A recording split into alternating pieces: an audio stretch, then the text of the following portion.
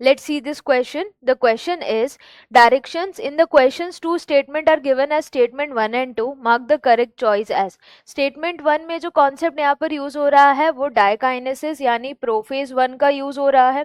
तो जो concept हम यहाँ पर use करेंगे that is prophase 1 of meiosis 1. और statement 2 में यहाँ पर जो concept use हो रहा है that is साइटोकाइनेसिस. तो ये दो concepts को हम यहाँ पर use करने वाले हैं. अब सबसे पहले अगर हम देखें, ड्यूरिंग डायकाइनेसिस जो क्रोमोसोम्स हैं वो कंडेंस होते हैं और meiotic spindle starts assembling across the cell.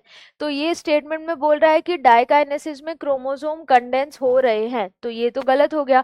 Diakinesis के एंड तक आते आते क्रोमोसोम कंडेंस हो चुके होते हैं. कंडेंसेशन बिगिन होता है फर्स्ट स्टेज यानी लेप्टोटीन में और डायकाइनेसिस के एंड तक कंप्लीटली कंडेंस हो जाते हैं, तो ये गलत हो गया. Meiotic spindle starts assembling across the cell. Then statement 2, in an animal cell, cytoplasmic division is achieved by appearance of furrow in plasma membrane. Animal cell में जो cytokinesis होता है उसमें एक फरो बनता है. फरो कैसे? बाहर से धक्का लगता है और अंदर की तरफ पुश होता है. तो बाहर से अंदर की तरफ पुश हो रहा है तो उससे यहाँ पर क्या तैयार हो रहा है? एक फरो. तो इससे फरो फॉर्मेशन से साइटोकाइनेसिस होता है. तो स्टेटमेंट 1 जो है वो इनकरेक्ट है पर स्टेटमेंट 2 करेक्ट है. तो करेक्ट आंसर हमारा यहाँ पर क्या हो जाएगा? Option D.